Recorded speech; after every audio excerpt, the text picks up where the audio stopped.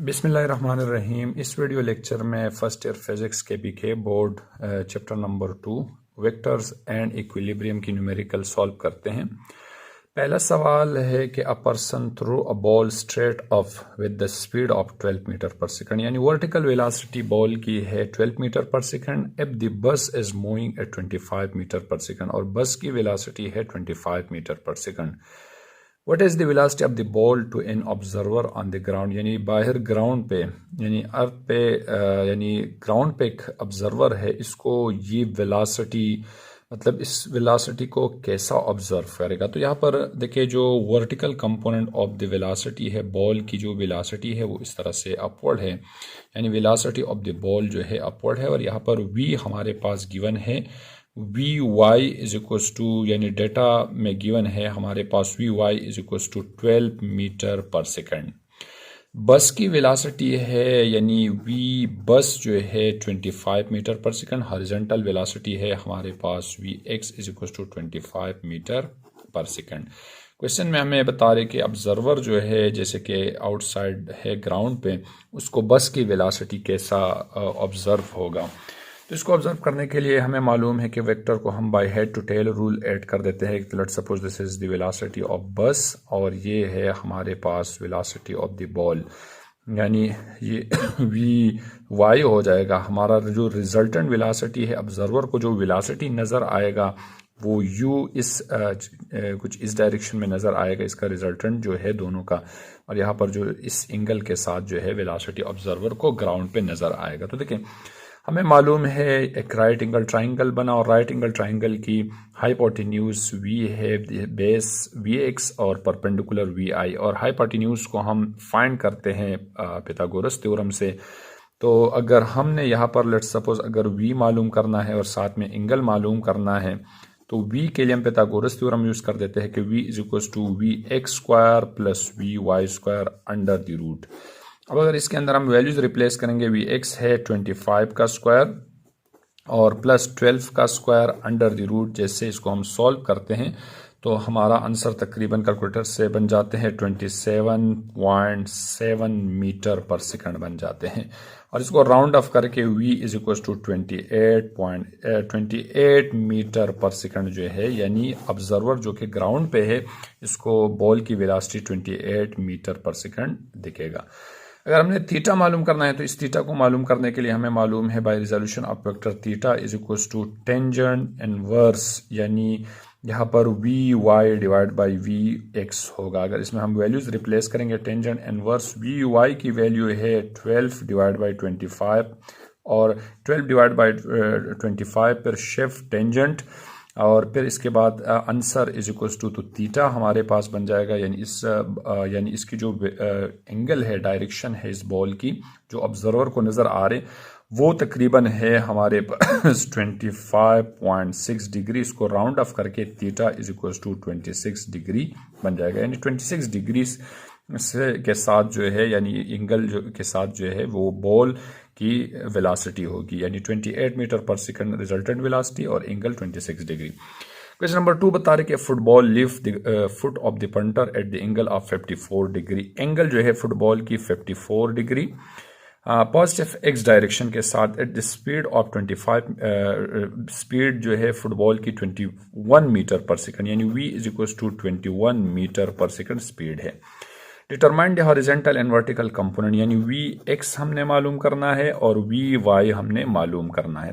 देखिए अगर हम पहले सवाल पे गौर कर ले तो यहाँ पर कंपोनेंट्स गिवन थे, हमने वेक्टर फाइंड किया, यहाँ पर जो है वेक्टर गिवन है, हमने कंपोनेंट्स मालूम करना है।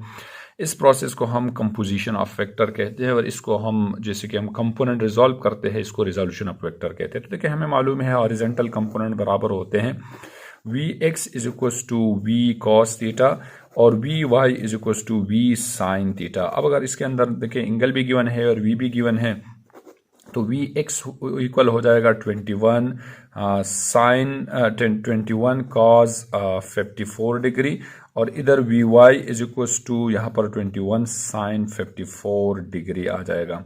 जैसे सबसे पहले cos 54 मल्टीप्लाई बाई 21, तो वी एक्स कंपोनेंट हमारे पास बन जाएगा 12 मीटर पर सेकेंड, यानी उस फुटबॉल की जो हॉरिजॉन्टल कंपोनेंट ऑफ वेलोसिटी है वो 25 मीटर पर सेकेंड है, और वर्टिकल कंपोनेंट ऑफ वेलोसिटी जो है, जैसे कि अगर इसको हम साइन 54 मल्टीप्लाई बाई 21 तो ये आ जाएगा हमारे पास 17 मीटर पर सेकंड। इस फुटबॉल की हॉरिजॉन्टल कंपोनेंट ऑफ वेलोसिटी है। क्वेश्चन नंबर 3 बता रहे कि a 1.84 kg school bag hangs in the middle of the clothes line causing it to sag by an angle of 3.5 degree. बता रहे कि हमारे पास मास है, वो मास जो है एक क्लॉथ लाइन के साथ हमने क्या करा, यानी इसके साथ हमने सस्पेंड किया है। यानी इसका जो मास है, इस बैग का mass m is equal to 1.84 kg है। यानी mass of the bag given है m is equal to 1.84 kg। फिर आगे बता रहे यहाँ पर जो एंगल बना, लेट सपोज यानी यहाँ जो यानी causing to it sag by angle at theta is equal to 3.50 degree, find the tension and the clothes line. इसी क्लॉथ्स लाइन के अंदर जो टेंशन है, हमने इसी टेंशन को मालूम करना है। और लेट सपोज यहाँ पर जो एंगल बना है हमारे पास, यानी दोनों साइड पे जो एंगल है वो angle theta is equal to 3.5 degree angle बना है। तो देखिए यहाँ पर हमें मालूम है कि अगर इस सिचुएशन पे हम टोटल फोर्सेस फाइंड करेंगे, हॉरिजॉन्टल फोर्सेस और वर्टिकल फोर्सेस, क्योंकि देखिए हमने मालूम करना है टेंशन यहाँ पर। तो अब आ जाते हैं टेंशन मालूम करने के लिए। ऐसा कर देते हैं कि टेंशन जो क्या पे अगर हम गौर कर ले तो टेंशन ना कम्प्लीटली एक्स एक्सेस पे है ना वाई एक्सेस पे है, तो टेंशन को हम कंपोनेंट में भी रिजॉल्व कर सकते हैं। तो यहाँ से लेट सपोज मैंने एक परपेंडिकुलर लाइन ड्रॉ किया, तो ये बना मेरे पास एक कंपोनेंट, दूसरा कंपोनेंट मेरे पास ये बना, और एंगल जो है यहाँ पर 3.5 है, इधर भी 3.5 डिग्री है। तो ये टी साइन थीटा कंपोनेंट, ये वाला हमारे पास टी कॉस थीटा कंपोनेंट। इसी तरह से इसको भी अगर हम कंपोनेंट में रिजॉल्व करेंगे तो ये बन जाएगा हमारे पास टी साइन थीटा कंपोनेंट, और ये बन जाएगा टी कॉस थीटा कंपोनेंट। तो बाई फर्स्ट यानी अगर हम गौर कर ले, by first condition of equilibrium, first condition of equilibrium है हमारे पास कि the sum of all the forces act on body is equal to 0। देखिए इस बैग पे जो टोटल फोर्सेस लग रहे हैं, इसमें जो हॉरिजॉन्टल फोर्सेस है हमारा summation F of X is equal to 0, वो दो फोर्सेस है, एक टी कॉस थीटा और ये बराबर है टी कॉस थीटा के। ये बना हमारे पास इक्वेशन नंबर 1। अब अगर हम वर्टिकल फोर्सेस पे गौर कर दे तो ये है हमारे पास मास। मास को हम वेट में भी कन्वर्ट कर सकते हैं। अगर इसको हम कन्वर्ट करेंगे वेट में तो W is equal to mg हो जाएगा। यानी मास हमारे पास है 1.84 मल्टीप्लाई बाई 9.8। जैसे कि दोनों को हम मल्टीप्लाई कर देते हैं तो W हमारे पास हो जाएगा W इज इक्वल टू यहाँ पर 18 न्यूटन, यानी वेट ऑफ द बैग है हमारे पास 18 न्यूटन। तो एक इक्वेशन हमारे पास ये बना, और अगर हम इस पे अप्लाई कर दे summation F of Y is equal to 0, तो वाई जो है, जैसे कि अगर हम वर्टिकल फोर्सेस पे गौर कर दे तो वर्टिकल फोर्सेस एक टी साइन थीटा है और टी साइन थीटा है, तो इसको मैंने शॉर्टली लिखा 2t साइन थीटा, और ये बराबर है यानी वेट ऑफ द बैग के।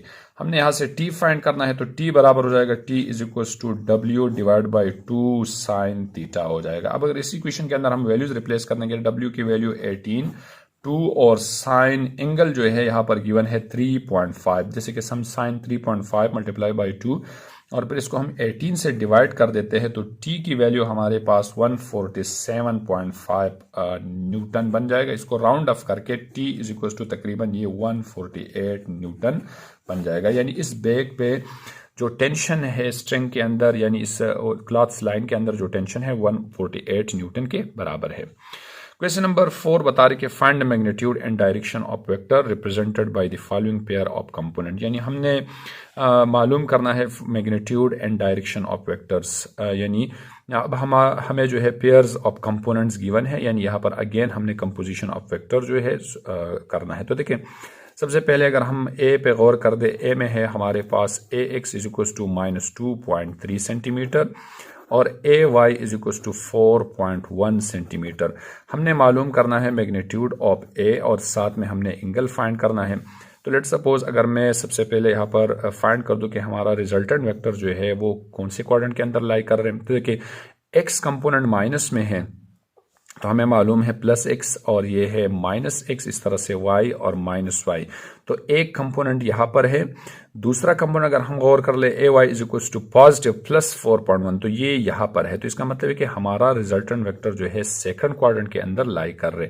तो यहाँ सेकंड क्वाड्रेंट के अंदर हम एंगल फाइंड करेंगे। इस एंगल को यानी इस मैग्नीट्यूड के बाद हमने एंगल मालूम करना है। एंगल के बाद हमने जो है सेकंड क्वाड्रेंट के अंदर जो हमारा रिजल्टेंट थीटा होता है वो 180 माइनस थीटा हमने इसी से फाइंड करना होगा। तो सबसे पहले हम मैग्नीट्यूड पे आ जाते हैं। मैग्नीट्यूड का हमें फार्मूला मालूम है कि magnitude of A is equals to, ये मालूम है हमें, यानी A X square plus A Y square under the root. अब अगर इसके अंदर हम वैल्यूज रिप्लेस करेंगे तो हमारे पास आ जाएगा magnitude of A is equals to A X है माइनस 2.3 का स्क्वायर और प्लस 4.1 का स्क्वायर। जैसे कि अगर इसको हम कैलकुलेट कर देते हैं तो मैग्नीट्यूड ऑफ ए हमारे पास बन जाएगा, यानी ए का मैग्नीट्यूड है यानी ये 4.7 सेंटीमीटर हो जाएगा, यानी मैग्नीट्यूड हमारे पास ये है। एंगल के लिए हम यही फार्मूला अगेन यानी रिजोल्यूशन ऑफ वेक्टर के अंदर जो पोजीशन का फार्मूला है कि ए वाई 4.1 है और ए एक्स यहाँ पर है 2.3। जैसे कि इसको हम अगर हम कैलकुलेट कर देते हैं तो ये तकरीबन आ जाते हैं theta is equal to 60.7 degree. और रिजल्टेंट थीटा सेकंड क्वाड्रेंट के अंदर जो है ये बराबर होता है theta R is equal to 180 minus theta, और थीटा यहाँ पर है 60.7। तो जैसे कि रिजल्टेंट थीटा हमारा बन जाएगा, resultant theta is equal to तकरीबन 119.3 डिग्री जो है एंगल बन जाएगा। तो देखिए यानी इस फर्स्ट कंपोनेंट्स का जो रिजल्टेंट वेक्टर है वो 4.7 न्यूटन और एंगल 119.3 डिग्री। दूसरा है हमारे पास बी ऑप्शन है कि ए एक्स 3.9 मीटर के इक्वल है और A Y is equal to -1.8 metre के। तो सबसे पहला हमने जो है यानी मैग्नीट्यूड मालूम करना है और साथ में हमने एंगल मालूम करना है। तो अगर हम यहाँ पर कोऑर्डिनेट सिस्टम बना ले तो लेट्स सपोज अगर हम गौर कर ले, देखिए ए एक्स पॉजिटिव है, इट्स मीन यहाँ पर लाई कर रहे हैं, और ए वाई नेगेटिव है यानी यहाँ पर, तो यानी हमारा जो रिजल्टेंट वेक्टर है वो इस वक्त यहाँ पर लाई कर रहे हैं। तो इसकी दो कंपोनेंट है, ए एक्स ये है और ए वाई हमारे पास ये है। बीच में जो एंगल है इसको हमने एंगल को भी फाइंड करना है। तो मैग्नीट्यूड ऑफ ए जो है मालूम करने के लिए अगेन हम ये वाला फार्मूला यूज करेंगे ए एक्स। तो ए एक्स की वैल्यू है 3.9 का स्क्वायर प्लस यहाँ पर -1.8 का स्क्वायर अंडर द रूट।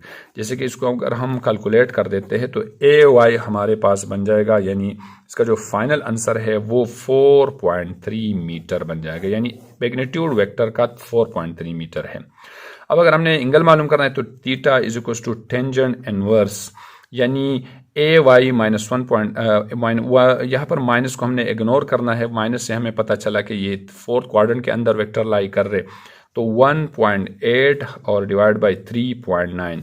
जैसे कि इसको अगर हम कैलकुलेट कर देते हैं तो थीटा हमारे पास बन जाएगा 24.7 डिग्री। अब फोर्थ क्वाड्रेंट के अंदर जो रिजल्टेंट थीटा है theta R is equal to ये 360 माइनस थीटा, तो 360 माइनस 224.7, इसको अगर हम कैलकुलेट करेंगे तो थीटा आर हमारे पास बन जाएगा, यानी यहाँ पर 335 यानी 335.2 डिग्री जो है यानी हमारे पास रिजल्टेंट थीटा बनेगा। इसको इस एक्सरसाइज की जो रिमेनिंग प्रॉब्लम्स है उसको इस वीडियो की पार्ट बी में डिस्कस करते हैं। अल्लाह हाफिज़।